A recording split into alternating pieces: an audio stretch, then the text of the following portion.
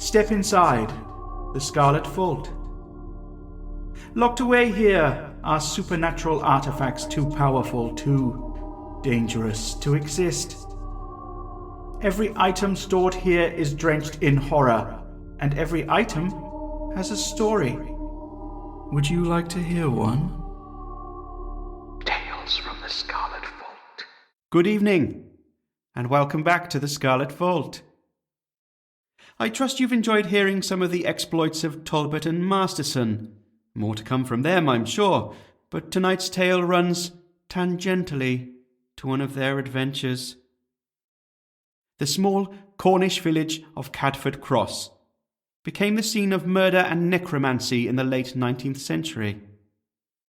A full account of what happened is still being pieced together from documents created by a few brave souls who investigated the strange events.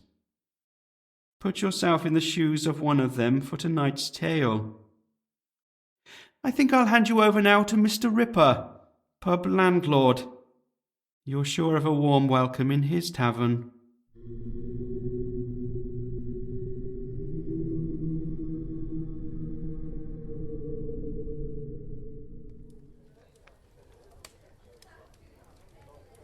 Evening, stranger. Not sure I've seen you round these parts. You passing through? Thought so. We don't get many strangers round here. Travelling alone, I see. Well, what can I get you? Oh, you want information, do you? Well, how about buying yourself a drink or two first? This ain't a library after all, it's a public house. Oh, I can get one for myself, can I? Very generous of you. Very generous. Yes, I am the landlord of this establishment. Now, what do you want to ask me about? Well, you won't get many folk round here willing to talk to you on that particular matter. All that stuff's best left alone if you ask me. Say, you aren't with the law, are you? No, I didn't think so. You've got trusting eyes. Well, all right then. I'll tell you what I know. But you won't thank me none for involving you in all this depravity. You might not live long enough to regret it. Your choice, friend, but don't say I didn't warn you. It all started about a year ago.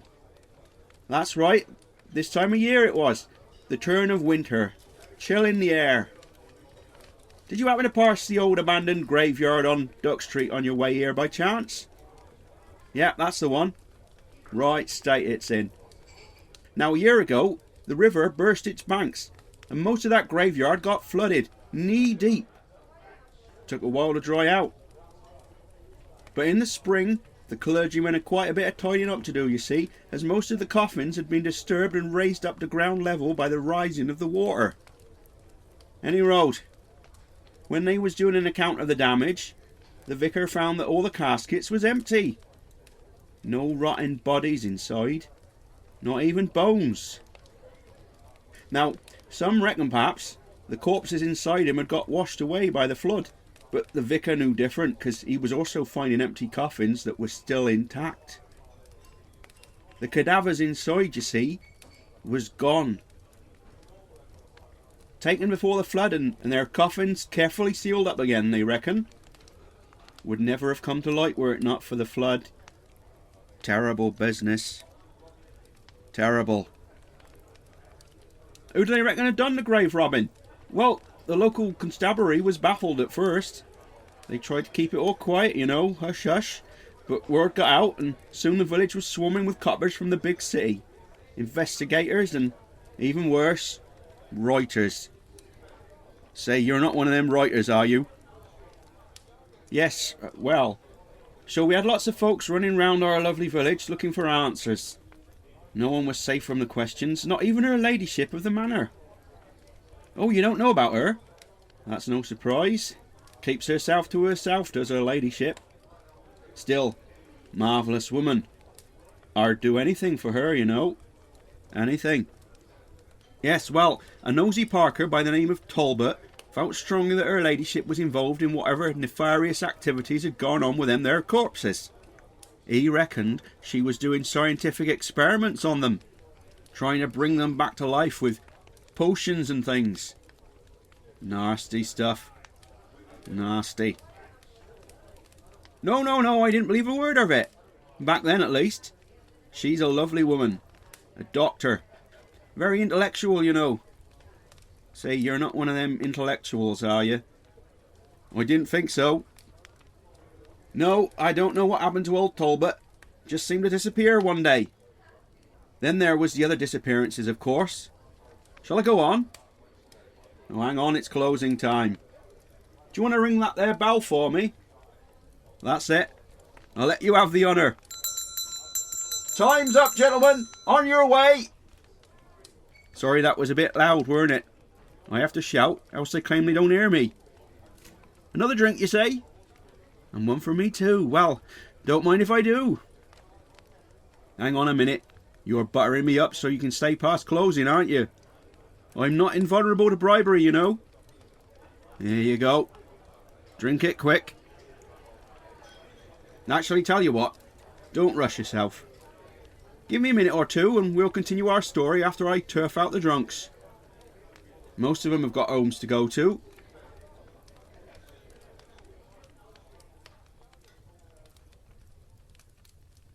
There, that's them lot dealt with. Just you and me now. You haven't touched your drink. Not thirsty? That's it. Drink up. Puts hairs on your chest. So, you was asking about the missing people, weren't you? They came after. Quite easily explained if you ask me. Whoever it was who had taken the corpses. No, definitely not her ladyship, oh no. They had the eyes of the law seeking them, and they had run out of bodies, for whatever it was they was doing with them, before the river had flooded. They needed some more dead meat, didn't they? But now they had to be even more discreet about it. I like that word, discreet. Can you be discreet, do you reckon? You can.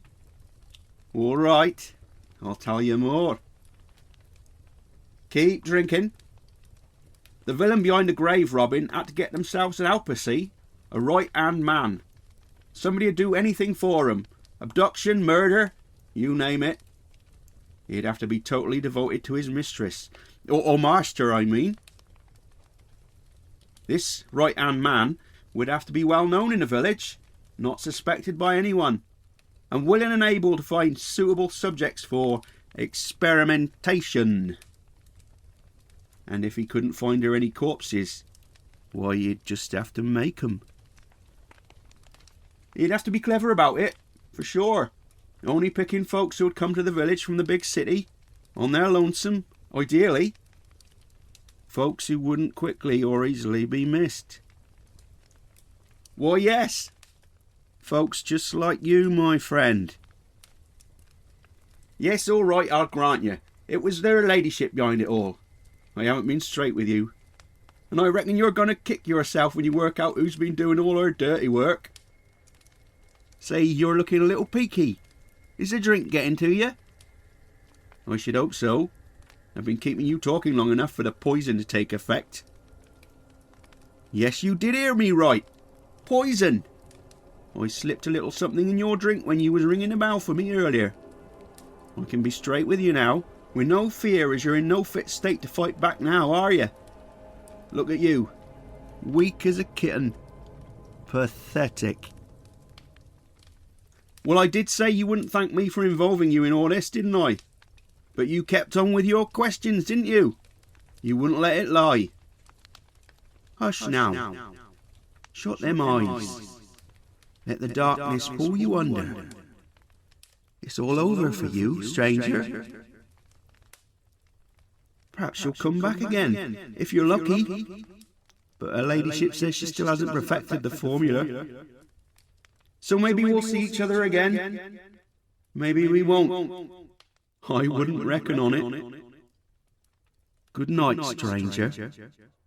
Thanks for your custom. Sleep well.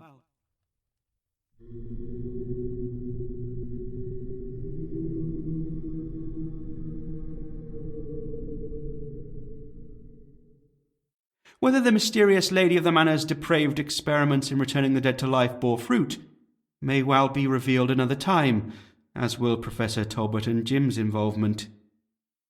I'm sorry if that's something of a tease, but I have to give you a reason to keep coming back for more, don't I? I get very lonely in here, in the Scarlet Vault. You will join me again, won't you? Enjoy your nightmares, and happy Halloween.